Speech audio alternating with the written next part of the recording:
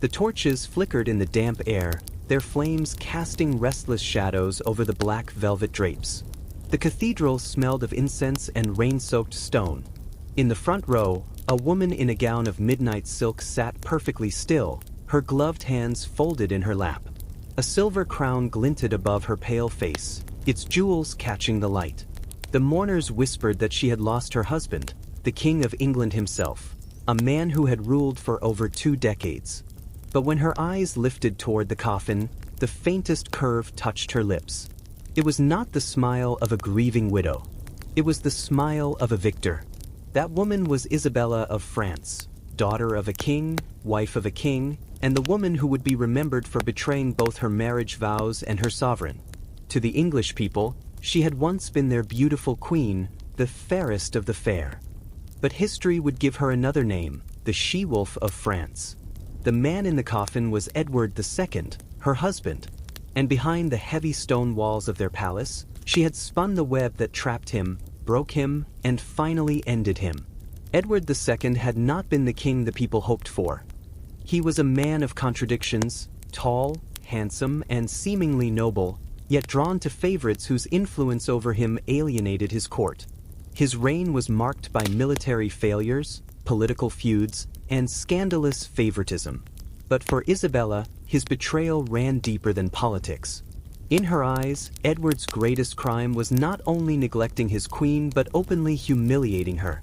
When Isabella first arrived in England at the tender age of 12, she was a diplomatic prize. The marriage between her and Edward was meant to unite England and France, to bring peace between 2 rival powers. At their wedding, she was draped in white and crowned with gold, a symbol of purity and alliance. But the young queen quickly learned that in the Game of Thrones, love had little to do with marriage. Edward's heart belonged elsewhere, not to another woman, but to a man.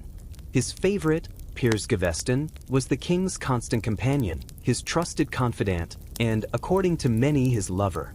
Gaveston's arrogance and influence over the king angered the nobility and humiliated Isabella.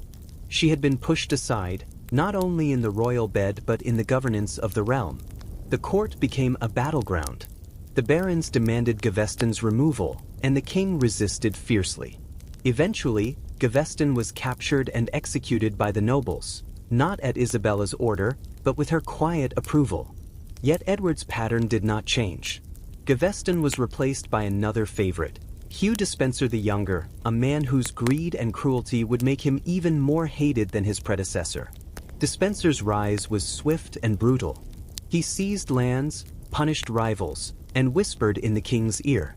He even confiscated some of Isabella's own property, stripping her of her income and status.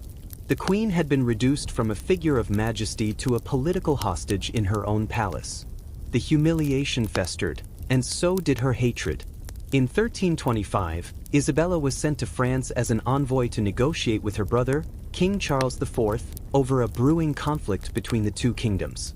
For Edward, it was a political move. For Isabella, it was an escape and the beginning of her revenge. Once in Paris, she refused to return to England. She claimed she feared for her life under Despenser's dominance, and few could blame her. While in France, Isabella began to gather allies. She dressed as a grieving wife wronged by a tyrant and his wicked advisor. Nobles who despised Despenser saw in her a rallying point. But her most important alliance was with a man named Roger Mortimer, an exiled English noble who had escaped the Tower of London and fled to France. Mortimer was bold, ambitious, and utterly devoted to Isabella. Together, they plotted the downfall of the king. The relationship between Isabella and Mortimer went beyond politics. Chroniclers of the time accused them of being lovers, and whether or not that is true, their bond was undeniable. Isabella had found in Mortimer a partner willing to wage war in her name. And so, the queen who had once been a pawn in royal politics became the mastermind of a rebellion. In 1326, Isabella and Mortimer landed in England with a small army. Their arrival sparked an uprising. Nobles and commoners alike, weary of Edward's misrule and Despenser's tyranny, rallied to their cause. Edward and Despenser fled westward, desperate to escape. But the net was already closing. Despenser was captured first.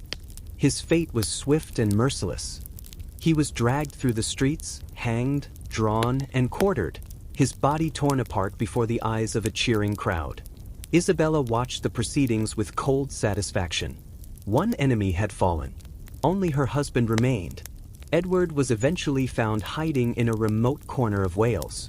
He was taken prisoner and brought before Isabella. The queen who had once knelt beside him at their coronation now looked down on him as a captive.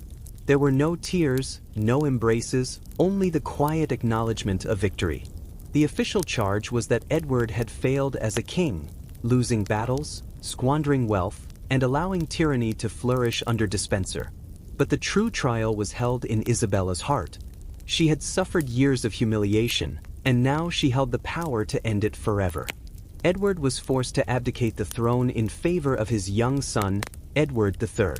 In a cold and ceremonial act, the crown was removed from his head and placed on that of a boy barely 14. Isabella and Mortimer would rule as regents, holding the real power behind the throne. For a moment, it seemed that Edward might live out his days in quiet imprisonment.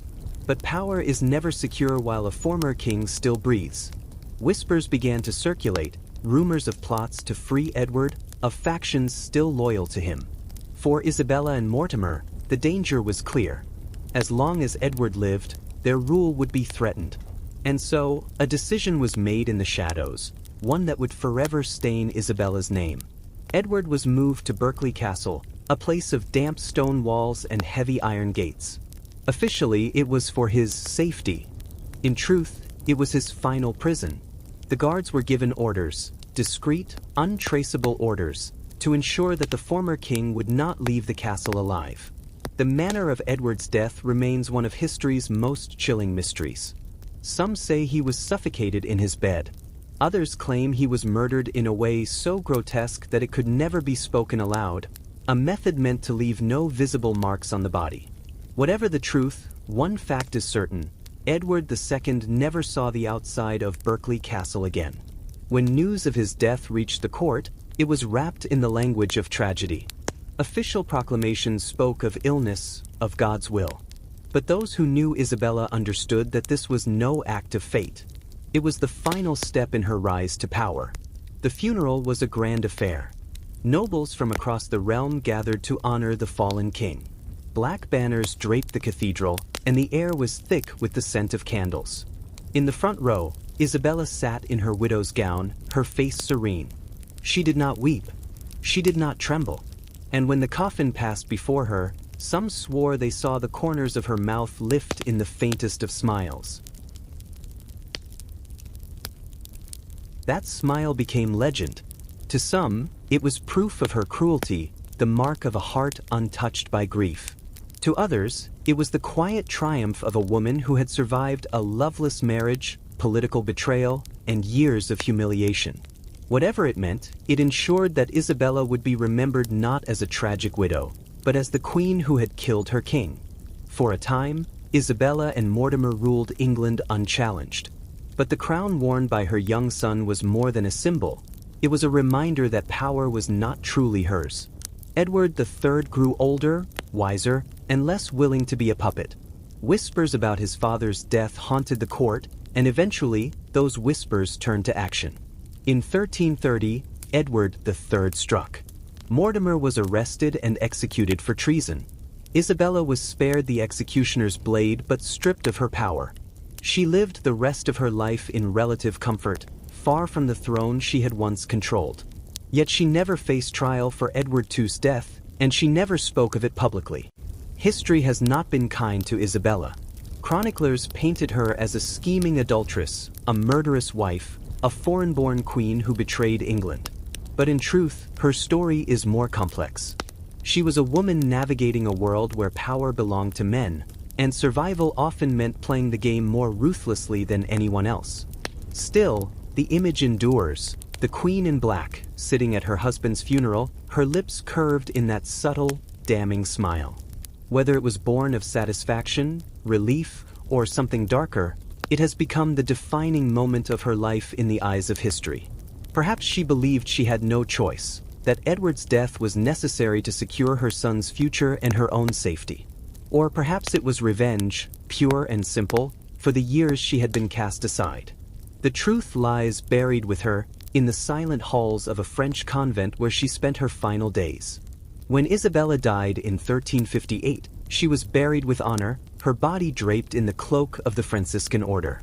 Among her possessions was a small silver casket, said to contain Edward II's heart. Whether it was a final act of love or a twisted trophy, no one could say. Centuries later, her story continues to fascinate.